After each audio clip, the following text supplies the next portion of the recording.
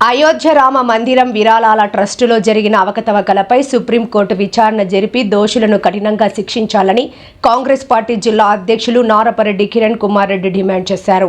బుధవారం స్థానిక ఇందిరాభవన్లో మీడియా సమావేశం నిర్వహించారు. ఈ సందర్భంగా ఆయన మాట్లాడుతూ బీజేపీ మరియు ప్రధాని నరేంద్ర మోడీ హిందుత్వం పేరుతో రాముడు పేరుతో గద్దెనెక్కి అదే రామ మందిరం ట్రస్ట్ విరాళాల సేకరణలో అవకతవకలు జరిగితే అట్టి దోషులకు మద్దతుగా మోడీ ప్రభుత్వం ఇవ్వడం దూరంగా ఉందని ధ్వజమెత్తారు. అయోధ్య రామ మందిరం ట్రస్ట్ దోషులను వెంటనే కఠినంగా శిక్షించాలని డిమాండ్ చేశారు. ఈ కార్యక్రమంలో కాంగ్రెస్ పార్టీ సీనియర్ నాయకులు తలారి బాల సుధాకర్, డాక్టర్ యశోధర, సిటీ నగర అధ్యక్షుడు ఇర్ఫాన్, ప్రధాన కార్యదర్శి K Sanjay Kumar, legal cell Sudheer తదితరులు పాల్గొన్నారు.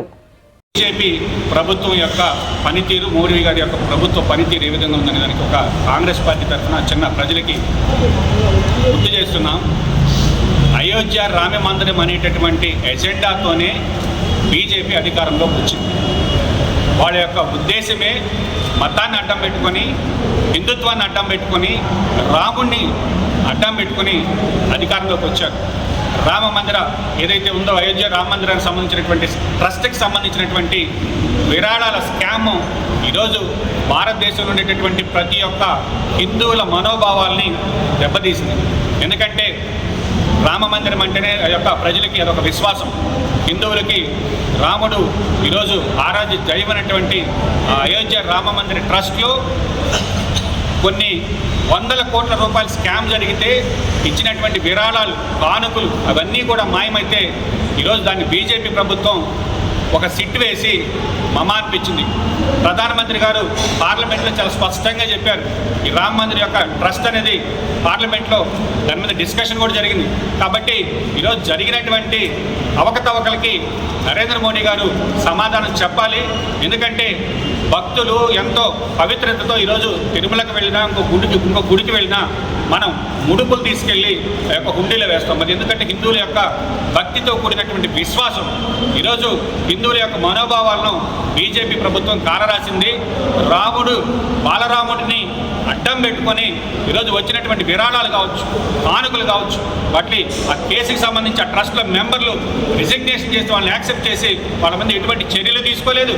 ఈరోజు ఎంతో కొన్ని వందల కోట్ల రూపాయలు పోతే కొన్ని లక్షలకి కంప్లీట్ చేసి మేమేదో ఆ కేసుకి డబ్బుతో పట్టించి సిట్ వేసి క్లోజ్ చేశారు. కాబట్టి కాంగ్రెస్ పార్టీ మరొకసారి స్పష్టంగా అయోధ్య రాముడు యొక్క ట్రస్ట్లో జరిగినటువంటి అవకతవకల మీద సుప్రీంకోర్టు న్యాయ కమిటీని వేసి దాని మీద పూర్తిగా సమగ్ర విచారణ జరపాలి.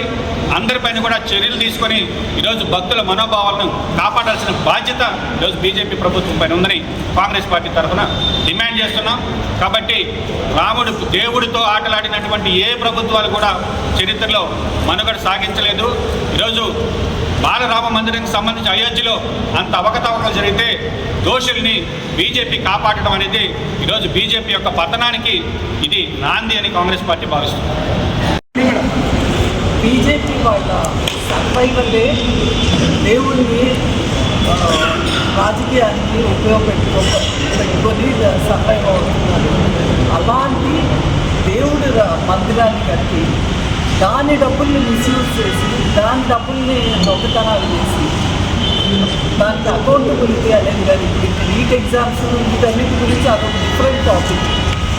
అసలు ఏ పనికైనా ఒక అకౌంటబిలిటీ అనే మాటే లేకుండా పోయింది. ఎందుకంటే మోడీ గారు పీక్ లెవెల్ కరప్షన్, పీక్ లెవెల్లో వాళ్ళ చేతుల్లో ఇరుక్కుపోయినారు. అంబానీలు, అదానీలు అండ్ వీళ్ళ అమెరికా ప్రెసిడెంట్ వీళ్ళ చేతుల్లో తీరిపోతలేదు. ఎందుకంటే ఈయన రహస్యాన్ని పట్టుకో ఈయన నాటిస్తున్నారు. సో ఇది గ్రేట్ ప్రాబ్లం. సో ఇన్ని జరుగుతూ ఉండి అదే రామ మందిరం ఇల్లు జరుగుతున్నా నోడితే దానికి వీళ్ళు అనుకోకుండా వాళ్ళని సేఫ్ గార్డ్ చేసుకోవడానికి సరిపోతుంది. గడ్కరీ గారు వాళ్ళ కొడుకు ఇథనాల్ ప్రాజెక్ట్ని ఎట్లా పైకి తీసుకొస్తామా దాన్ని సేఫ్ గార్డ్ చేసుకోవడానికి అవన్నీ. సో ఇవన్నీ ఎంతవరకు మాకు తెలియదు. కానీ రామ మందిరం డబ్బులు తీసుకున్న వాళ్ళని దేవుడు కూడా చూసి చూడనట్టు ఉంటారేమో. కానీ మేము గవర్నమెంట్లోకి కాంగ్రెస్ పార్టీ వచ్చినప్పుడు మాత్రం ఎవరినైనా పట్టించుకుంటారో లేదో, కానీ వీళ్ళని మాత్రం వదిలే సమస్య లేదు. దేవుడికని డబ్బులు కలెక్ట్ చేసి దేవుడి పేరు కింద వాటి దొంగతనం చేస్తే చోరీకి కూడా దొంగతనానికి కూడా ఒక అర్థం. సో చోరీ చేయడంలో కూడా దేవుడి దగ్గర చోరీ చేస్తారు, దేవుడు మన ఇంటి చోరీ చేస్తారు, మామూలు పరిస్థితి. సో ఇలాంటి వాళ్ళని ఎనీ కాస్ట్ క్రూసిఫై చేయాలి. ఇలాంటి వాళ్ళని వదలకూడదు. అఫ్కోర్స్ ముందుంది ముసలి పండుగ. రాహుల్ గాంధీ గారు ఇంకిన్ని వీళ్ళ సెట్ బ్యాక్స్ తీసుకొని ఇలా పట్టుకొని వస్తున్నారు. వీళ్ళు వచ్చినప్పుడు ఇంటిని బయట పెడతాము. సో వీళ్ళ నాశనానికి చేతులు ఎలాగో మేము నాశనం అయిపోతున్నాం కాబట్టి ఎంత దోపిడీ చేస్తే అంత చేసుకోవాలా అనే టెండెన్సీతో వీళ్ళున్నారు. బట్ వీళ్ళని ఎవరు కూడా స్పేర్ చేసి పని గవర్నమెంట్ రూలింగ్ పెట్టచ్చు. సామాన్యులకు అందుబాటులో కార్పొరేట్ వైద్యం అందిస్తున్న ఎన్ఎల్ హాస్పిటల్స్ మేనేజింగ్ డైరెక్టర్ మరియు గుండె వైద్య నిపుణులు డాక్టర్ కులారి నాగేంద్ర ప్రసాద్, డైరెక్టర్ మెదడు మరియు నరముల వైద్య నిపుణులు డాక్టర్ లావణ్య కుంకాల ఆధ్వర్యంలో సామాన్యులకు అందుబాటులో కార్డియాక్ అండ్ న్యూరాలజీ సేవలు మరియు ఎమర్జెన్సీ అండ్ క్రిటికల్ సేవలు 24 గంటలు అందిస్తున్న ఎన్ఎల్ హాస్పిటల్స్ పీవీఆర్ కళ్యాణ మండపం ఎదురుగా మాగుంట లేఅవుట్, నెల్లూరు. సంప్రదించవలసిన నెంబర్లు 9966801108, 0961232888.